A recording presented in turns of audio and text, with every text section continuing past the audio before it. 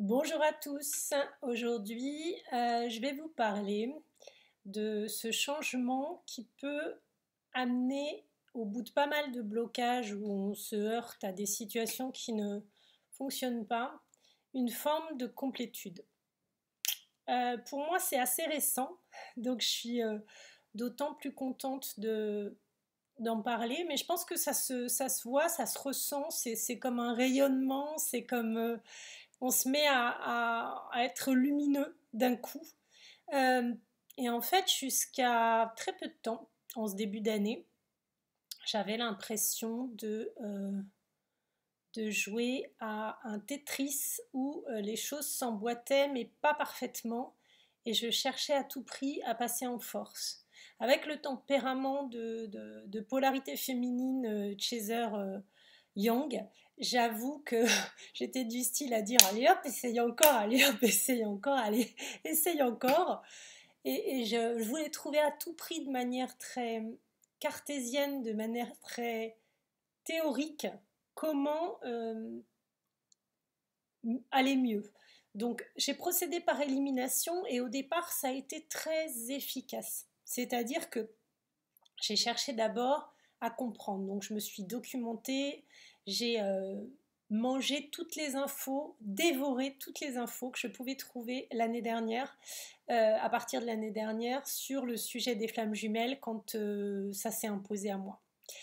Ensuite, j'ai compris le lien en fait à peu près, je dirais qu'il y a 2 ans ou quelque chose comme ça. C'est assez chronologique. Alors, le lien, j'avais une perception qui c'était quelque chose au-dessus des histoires normales, mais je, voilà, c'est vraiment quand je me suis identifiée avec certitude flamme jumelle alors que je cherchais des infos que le puzzle a commencé à se mettre en place et tout a commencé à s'imbriquer comme il faut. Donc en fait, là encore, c'est mon point de vue, c'est pas voilà, mais en tout cas, si moi ça m'a aidé dans ce sens-là, peut-être que ça peut vous aider aussi. Je recale un peu la caméra, désolée.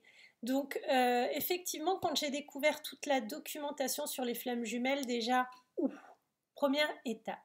Du coup, forcément, de par cette magnifique découverte où je me suis dit, mais ça pourrait être ça, fantastique.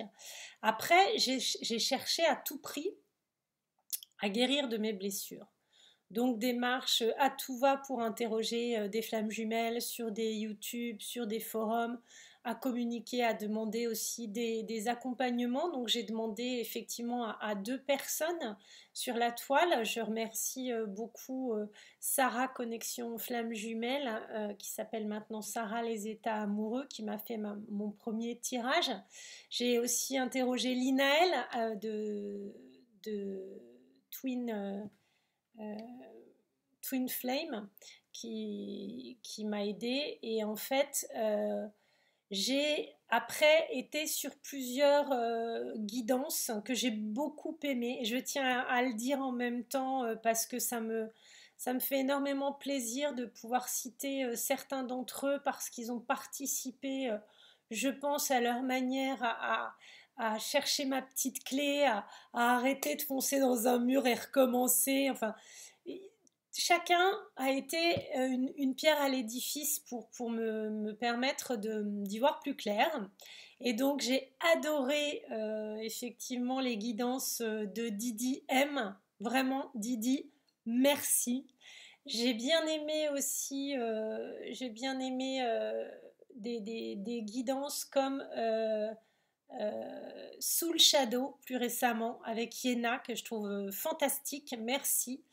J'ai également découvert beaucoup plus récemment encore l'Oracle, qui est une jeune femme qui fait des guidances un petit peu différemment, que j'ai beaucoup apprécié parce que ça m'a déculpabilisé de trouver qu'effectivement j'avais tout fait bien et ça marchait pas parce qu'elle avait beaucoup d'humour et ça m'a régalé de découvrir son point de vue, de discuter avec elle par email et de trouver un écho intéressant. Je remercie aussi Mimis Project qui, lors d'une de ses vidéos que j'ai découverte, expliquait son parcours et qui a donné le lien vers David Mogiel, qui m'a permis de lui demander une guidance pour une régression karmique, ou plutôt chercher un petit peu plus profondément, puisqu'il est médium, ce qui a pu se passer pour moi. Je n'ai pas encore eu cette guidance, mais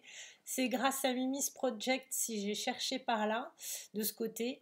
Et en fait, tous ces gens, à leur manière, m'ont aussi permis de semer des petits cailloux et de trouver ma propre clé. En parallèle, je désespérais de ne pas trouver plus d'ancrage, plus de résonance, ma mission de vie, ma famille d'âme. Ça faisait des années que j'étais mal en point comme tout dans mon parcours pro, parce que je le vivais mal et parce que je ne sentais plus de résonance, ou je ne me voyais plus comme épanouie dans ce que je faisais. Je suis architecte d'intérieur par ailleurs, métier que j'adore, et les projets sur lesquels j'ai travaillé, j'ai vraiment beaucoup aimé. Mais plus le temps avançait et moins je me trouvais à ma place. Les chantiers étaient compliqués, les clients étaient exigeants. Bon, il y en a certains avec qui ça s'est très bien passé, mais pour d'autres, ça a été un vrai pensum. Et je me disais, je suis arrivée à la fin de mon rôle à jouer dans cette partie-là. Et je sentais que j'étais très très attirée par le développement personnel, par le côté accompagnement des autres, expliquer, échanger avec les autres. Cette ouverture spirituelle que m'a donné le parcours de Flamme Jumelle m'a aussi donné ce cadeau de pouvoir avoir envie de fonctionner autrement, d'être beaucoup plus dans du donner et recevoir. Et je me suis au début intéressée au tarot et au tirage de cartes, et j'en ai fait moi-même. Et j'ai utilisé mon pendule que j'ai eu la chance d'acquérir en allant voir Amma, qui m'a fait un câlin, le fameux Darshan d'Amma. Et ce pendule que j'ai acheté ce jour-là, je m'en suis servi de plus en plus. Il a répondu à plein de mes questions, et c'est un très joli cadeau, ce pendule en quartz rose. Je l'adore. Euh, En tout état de cause, je me suis aperçue qu'effectivement, tous ces petits cailloux se mettaient en ligne petit à petit et me donnaient une sorte de rampe de lancement. À partir du début de l'année, j'avais fait des demandes pour une formation, me disant que j'allais me former sur autre chose et que je verrais bien si ça tiltait, si ça répondait, si ça disait oui, oui, vas-y, c'est là, quelque part. Et cette espèce de concordance, ce match que j'attendais aussi pour me trouver moi, et qui était aussi la partie manquante de mon édifice, je l'ai découvert il y a moins de temps, plus récemment. J'avais donc cherché trois axes principaux. Je m'étais dit, je vais chercher dans le feng shui, parce que j'en ai déjà fait un petit peu de par mon métier lorsque j'ai travaillé avec la Chine. Et du coup, cet écho, euh, je l'avais cherché très proche de ce que je faisais, pour pas faire un pas de côté qui me faisait peur, parce qu'après une très grande carrière et longue, dans laquelle j'ai eu beaucoup de satisfaction par ailleurs, merci les guides, j'avais très peur de changer de voie, de faire le pas de côté, comme on dit. Et puis finalement, le deuxième axe, c'était la lithothérapie ou la cristallothérapie, c'est-à-dire se soigner par les pierres. Parce que j'adore les pierres, je les aime vraiment beaucoup. C'est quelque chose que j'aime. J'aime me soigner avec les pierres, j'aime aller dans certaines boutiques dans Paris pour en choisir. On choisit toujours celles qui nous font du bien. C'est plus difficile d'aider les autres, mais c'est une jolie quête, ce sont des beaux endroits, c'est très intime, on les porte avec soi, on les a dans sa poche, on les a sur la table de nuit, bref, ce truc-là me titillait vraiment.